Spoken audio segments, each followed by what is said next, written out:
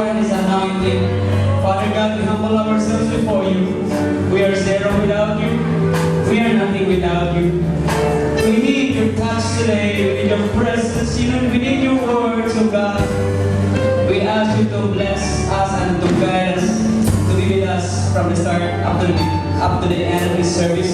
Fill this place, every corner, every part, oh Lord, every participant, the musicians, the singers, the worshipers, the lecturers, especially the preacher of your word, O God. Bless us and everyone, O God. Inihahabilin namin sila ng aming gagawin, Panginoon. We acknowledge you in our means, O God. It is your word that says, if we will acknowledge you in all our ways, you will direct our paths, O God. Be with us today, O Lord. Hallelujah. We worship you, we magnify your name. We praise your name in this week, O God. Hallelujah. We celebrate you, O Lord. We celebrate your presence in our midst, O God. Hallelujah. You are worthy to be praised. All the glory belongs to you. King of kings and Lord of lords. Lord of the nations. We magnify your name. We ask this all and we claim the victory, power, revival, restoration, salvation and blessings. In the precious name of Jesus. All God's people say in Jesus' mighty name. Let's clap one more time our hands to the Lord.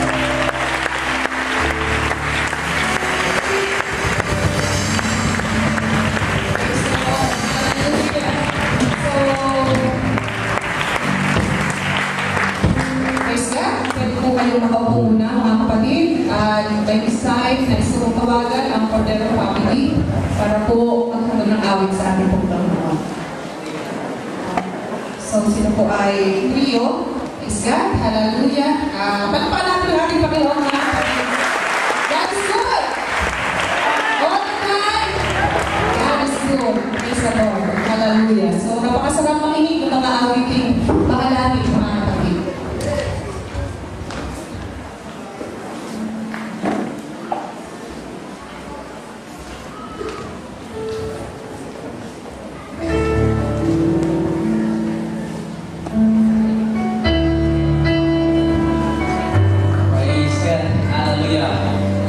Song to the Lord. Worship with us as we deliver this song. Jesus Christ is more than wonderful.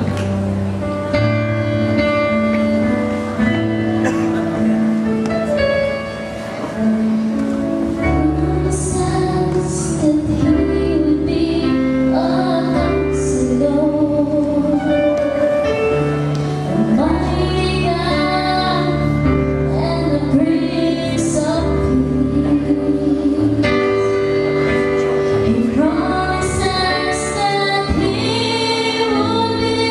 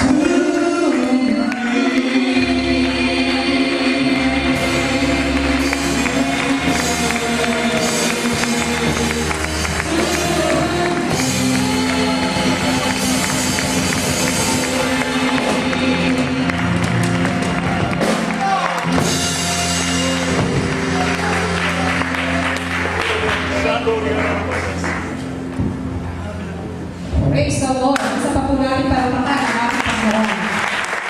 Hallelujah. Praise God. So, by this time ay yes ko pong tawagan ating pong ginagalang na Pastor John Mahangumon, para po magbahagi po sa atin ng mga kabutihan ginawa po ng Panginoon sa kanyang buhay. Ano para po natin ang ating Panginoon? Praise the Lord. Pastor John Mahangumon. Praise the Lord. Hallelujah. God bless you po, Pastor. Everybody say, praise the Lord. Praise the Lord! Medyo may kaunting kabayata mga kapatid, nabigla. Kasali pa lang ako. Naabay mga Bisaya ka rin? Nata? Okay, so maayong buntag sa atong mga kaigsulang mga Bisaya. I'm Pastor Julie Mahadukon. Yeah. From Davao City. Wow. I really thank the Lord for this great opportunity and privilege to have you today. I meet Pastor Reverend Yuran, and also our senior pastor, Reverend Eddie Terry. And the reason why I'm here, mga kapatid, dahil sa ating Panginoon, siyempre number one. And Sister Nelia Rompas was used by God, and Brother Rompas, and the Norway, UBC Norway family. So we thank the Lord. And the word of the Lord said, all things work together for good. Ang isang rason, mga kapatid, bakit nandito ako, dahil kay Pablong Taipong, mga kapatid. Amen. So doon, nagsimula na kami po, ni Sister Nelia, ay mayroong communication sa FB dahil ang grupo ng ating mga kapatiran galing Norway, from UBC Norway, mayroon silang pagmamahal na magbigay sa mga typhoon victim. And I thank the Lord that I am privileged. They trust me to send their money, to give the rice and the candles and everything. And we thank the Lord. So I'm here today in behalf of the Typhoon Pablo. I would like to say thank you to our brethren from Norway. Clap our hands to the Lord. Amen. So, hindi basta-basta mga kapatid ang nangyari doon. Pag nandun kami, Sister Nelia, wow, napakinggan ko ang mga masamang balita doon. Yes. Mayroong tumatakbo, isang matandang babae, mga kapatid, tumatakbo patungo doon sa tinatawag na parang safe place nila. Naghahanap sila ng lugar na safe. At alam niyo, mga kapatid, mayroong lumilipad na mga yero, at yung yero, mga kapatid, ay tumama sa isang matandang babae tumatakbo, at talagang dito na natamaan sa liig, mga kapatid. So habang tumatakbo, halos matanggal na ang liig. Yung anak din, mga kapatid, na nakakita sa kanyang ina, halos mabaliw din, mga kapatid, dahil sa nangyari. So napakatindi, mga kapatid. At mayroon tayong isang pastor doon sa Andap, Barangay Andap, New Bataan, mga kapatid, na nawala talaga, no? Hindi na nakita, missing hanggang ngayon. Ang nakita lang yung asawa niya, nakita nga pero patay. Okay? Yung anak nakita rin, mga kapatid, pero patay. Napakasamang balita, mga kapatid. Praise God. But I tell you, God has a purpose. Amen. God has a purpose. And this is the warning for us, mga kapatid. At alam nyo, praise God, nung pauwi na kami, yung driver namin, So, nasa front seat ako kapatid, ang driver, nagtanong sa akin. Sabi niya, Pastor, why allow God to happen these things? Kung ang Diyos pagmamahal, kung ang Diyos ay pag-ibig, bakit ipinahintulutan niya na ang daming namatay? At almost 1,000 people died during the typhoon problem. And I told him, brother, we cannot Christian now. And this is the part of God's love. This is the part of God's love. Sabi niya, bakit naging parte yan sa pag-ibig ng Diyos? Ang daming namatay, ang daming napinsala. Sabi ko, ito po ang fulfillment of God's Word. Sabi ko, tingnan mo ang Matthew chapter 24. Ano ba ang mga tanda ng kanyang pagpaparito? Sabi nyo mga kapatid, in Matthew chapter 4 verse 3, walang bato na ipinatong sa bato na hindi ibabagsak. Bakit? Magkakaroon ng lindol sa iba't ibang dako. Amen. Then, mayroong wars, numerous of wars, kingdoms against kingdoms. Ito po ang katumanan ng salita ng Diyos. Amen. Ano pa ang sabi ng Panginoon, mga kapatid? Hallelujah. Praise God. Dadanas ang kasalanan. Manlalamig ang pag-ibig ng marami. Hello, Christians. Hello, Pentecostals. Amen. Sabi mga kapatid, hindi lang bagyo, hindi lang lindol. Lalamig din ang pag-ibig ng marami. Kaya nga, kung lalamig ka na sa paglilingkod sa Panginoon, yun, malapit na ang Panginoon. And this gospel shall be preached into all the world, and the end will come. Clap your hands to the Lord. And the good news is, yung driver, Ma'am na hindi pa yun baptized, Pastor Surima, hindi pa yun baptized. So, siguro mga 3 oras kami from New Bataan going back to our home place for travel. So, I give to him the Word of God. I share him the Word of God. So, sabi ko sa kanya, you need to prepare yourself for the soon coming of the Lord Jesus Christ. And what you need is just believe in God. Amen. Hallelujah. Repent your sins and get baptized in Jesus' name. Receive the gift of the Holy Ghost and live a holy life. This is the things that you need to prepare for your salvation. And I thank the Lord. January 6, we baptized 6 persons, and He is the one baptized in the name of the Lord Jesus Christ. Hallelujah. And last Sunday, at Sunday Church, last Sunday, I baptized also, glory to God, a half Muslim. Yeah, a half Muslim received the baptism of the Lord Jesus Christ. We are in the end time revival.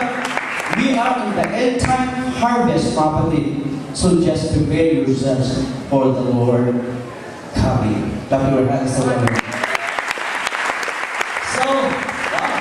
Hallelujah. Since this is concert, ang layo ng Davao, mga kapatid. Ang layo ng Davao. So, okay ba sa inyo? Aawi ka na? Lubos-lubos ko na ito, mga kapatid. At susunod, sige na, kasama kayo dati sa youth community. Ngayon, parang yun na siguro tayo, mga kapatid. Medyo nagkakatanda na. I don't know kung alam nila, siguro, ano na lang, kakapila. Okay ba sa inyo? Oh, sige. Okay. Okay. Inom sa ko kay murag gulba sa ni mo so dito is mga Tagalog eh. Uhaw din, no?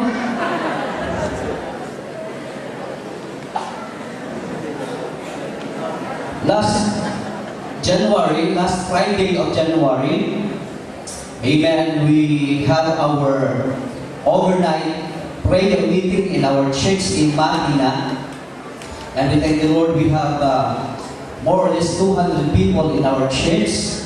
Thank the Lord and glory to God. We made our overnight prayer and we include this concert crusade. That God will move in a mighty way in this crusade. Kaya mga kapatid, sa mga kaibigan natin na nandito, huwag kang magtataka kung sa iyong pag-uli ay ikay pagpalain ng Diyos.